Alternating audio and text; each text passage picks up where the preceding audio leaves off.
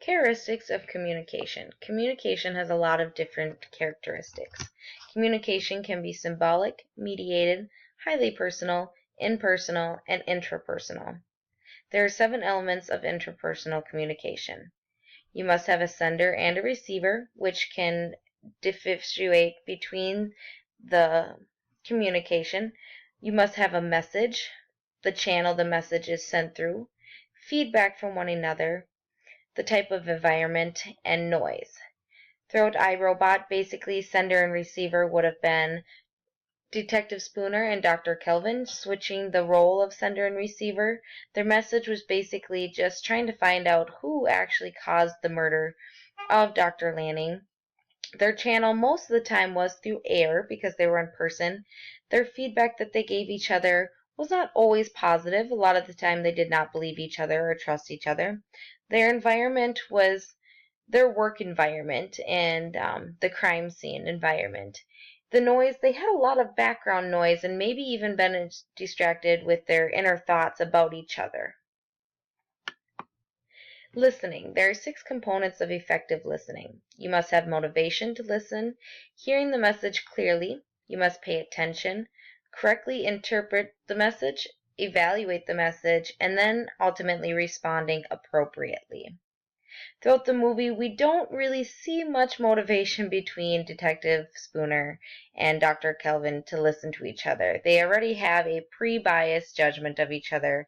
They don't really find motivation to listen because Dr. Kelvin trusts in robots. She would never believe a robot could cause this type of a horrible crime, and on the other hand, Detective Spooner just does not agree with that. He believes that robots are untrustworthy. So therefore, once we don't have motivation to listen, we're not obviously hearing the message, then we don't really pay attention. If we don't do that, we can't really interpret or evaluate. Therefore, we had responding inappropriately throughout the whole movie. There are 7 components to non-effective listening: prejudging, interrupting, daydreaming, being distracted, not focusing on the message, getting emotional, and listening only for facts. Like I said, the reason why they weren't actually motivated is because they were being biased, which a lot of these is the start to it. So if we're daydreaming, we can't really be motivated. If we're distracted, we can't really be motivated. So a lot of these just kind of cancel out the first step of effective listening and don't even let us get to the further steps further on. Culture. Culture is often described as a set of traditions, rules, beliefs, norms, values, or standards of behaviors. Elements of culture. When multiple cultures blend, one culture emerges as a dominant culture, such as America. If we see here that we have a lot of different norms, some people celebrate Christmas, some people celebrate Hanukkah, some people don't celebrate it either. However, in America, the dominant culture would be the norm to celebrate Christmas, because that is what most of us do.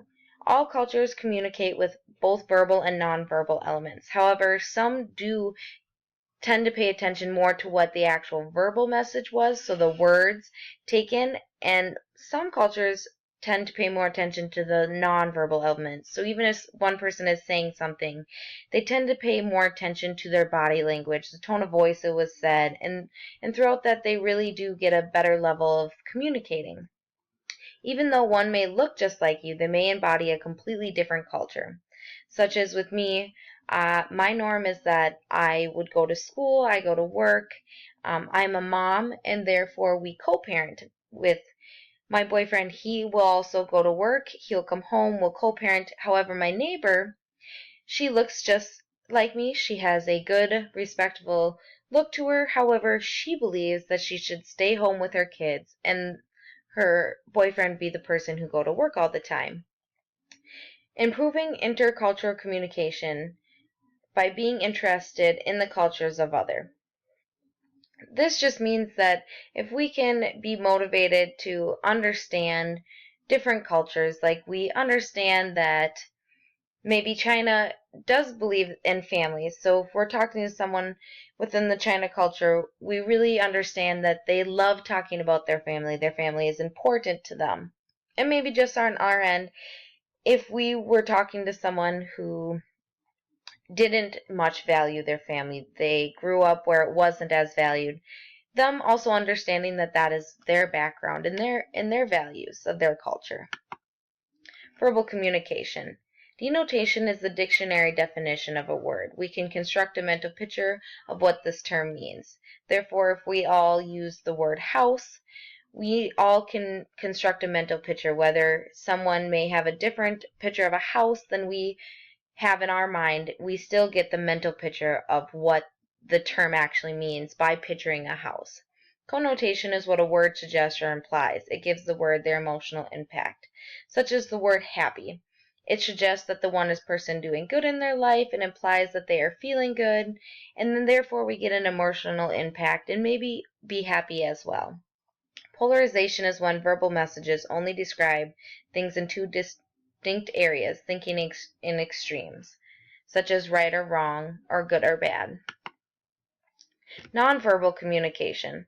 All communication that doesn't involve the making of words, but instead the tone of voice, postures, facial expressions, gestures, or other physical behavior that communicate a message. Effective nonverbal communication would be a smooth tone of voice, respectful body language, and relaxed, confident gestures. So an example of this would be someone who has a general smile on their face, they have a glow to their eyes, they have relaxed their shoulders, they have open hands, maybe even a little hand motions while talking. A non-effective non-verbal communication would be a tense or angry tone of voice, stressed or disrespectful body language, and inappropriate gestures. Example of that would be someone who was loud and yelling at you. Their tone of voice was strained. They may have a stressed or tense face. Their eyebrows may be scrunched in. They may have redness to their face. They could be clenching their fist. They might even shake their fist at you as an inappropriate gesture. Your perception of self. Self-conception is the traits and characteristics of oneself, such as appearances, talents, and your family role. Self-image, a more general and complete view of yourself, a complete picture of who you are. Your self-esteem is your sense of self-worth and the level of satisfaction you have within yourself. Self-awareness, understanding your self-concept. So if we understand that we concept ourselves as a mom, then maybe awareness of what a mom should do, understanding why you view yourself that way. And in this, increasing your awareness will help you understand why you do view yourself in that way. Perception is the process of acquiring, interpreting, and organizing information that is received through your senses. So if we kind of understand our self-concept, our self-image, our esteem, and our awareness, we get the process of kind of creating a whole overlook of how we perceive ourselves. So me, I perceive myself as a new mom, someone who is very determined, organized, and respectful type of person. Our perception also can look at other people and how we see that they may concept themselves or have a self-image. I may look at a person and go, I think that they have a self-image of someone who is maybe more ego. They think they're better than everyone else, and maybe I saw kind of their self-esteem being higher and their sense of worth would be over everyone else's. Interpersonal conflict. Conflict that involves friendships, loves, family. The two people are independent. They need something from each other. Both parties blame the other thing that they are causing the problem. One or more of the parties is angry or emotionally upset, and the parties' behaviors are affecting their relationship with each other. Throughout the movie I, Robot, there was a lot of conflict between Detective Spooner and Dr. Kelvin. They both needed each other. They needed to get help from each other to solve this crime. They were emotionally upset with each other because they did not trust each other. They didn't understand what one person valued more than the other. Dr. Spooner, Detective Spooner, actually had a lot of conflict with most people throughout the movie. He had conflict with Lawrence because he actually believed that he had something to do with the murder of Dr. Lanning. He doesn't believe the specially created robot Sonny because of his emotional impact, that robots just aren't as smart as people. They can't understand that some lives are worth more than others, and he ultimately believes that they could commit murder. How to manage your conflict is best approached by handling it head on. It can be healthy and beneficial if you just follow the simple steps of defining the actual conflict. So even if you have conflict, if someone borrowed your car without asking and you guys got into a fight about it, but really maybe the actual conflict was that you didn't have gas for them to just be running. So therefore you want to examine the possible solutions. And maybe that just be that she offer her gas money every single time she takes the car. Or maybe it just be simple that she asks you, so that way if you don't have enough gas in the car, you could simply just say no. You would want to test these solutions. Make sure that if it is her just asking if she can use your car, that you know your comfortable solution with your money situation. Or maybe it just be that she just puts gas in every time she takes the car, and there'll be no problem. Then you want to evaluate. So if it works that she just takes the car, puts in gas, and no problem about it, then maybe you want to accept that solution and just leave it as that. But maybe it doesn't work because then she isn't asking to use your car, and you may need it when she just takes it. So you would want to reject that solution and start over again, and maybe realize that the conflict is that she just asked, and that would be the better solution. Throughout the 5.5 weeks of this course, I have learned the different elements that deal with effective and non-effective interpersonal communication. We face solutions every day that involve different types of communication, whether it be a close personal communication, personal conflict, different culture and race communication, and or different levels of emotional communication.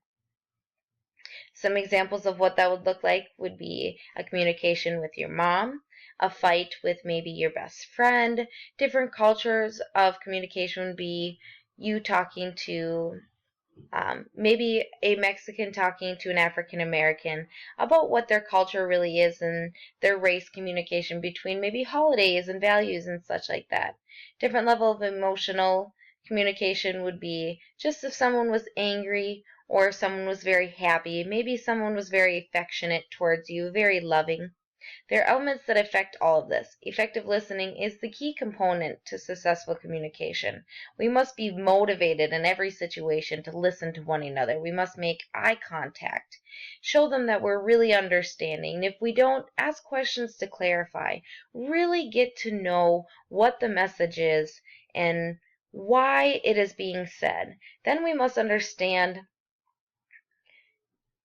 what actually is being said, along with defining any conflict that might be involved. So if a conflict does come up with the message at hand, we want to make sure that we're actually defining the actual conflict, not making it more of just conflict that doesn't have an answer or beneficial. Once we define that conflict, then we can really discover what the problem may be.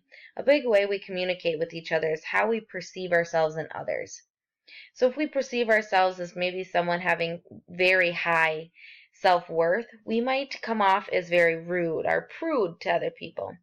If we perceive ourselves as maybe a shy, lower kind of looked at person, we may have communication that isn't very effective. We may be very passive. If we perceive ourselves as a very confident, respectful, human being, then our communication most likely would be effective. Same goes with the hand. If we perceive others in a negative way, we're kind of perceiving them with a prejudgment, in which therefore we can't listen to one another. If we perceive each other's with a bias aspect, we're not going to be motivated to listen. We all need interpersonal relationships, and thus, to be happy, we must all have effective communication.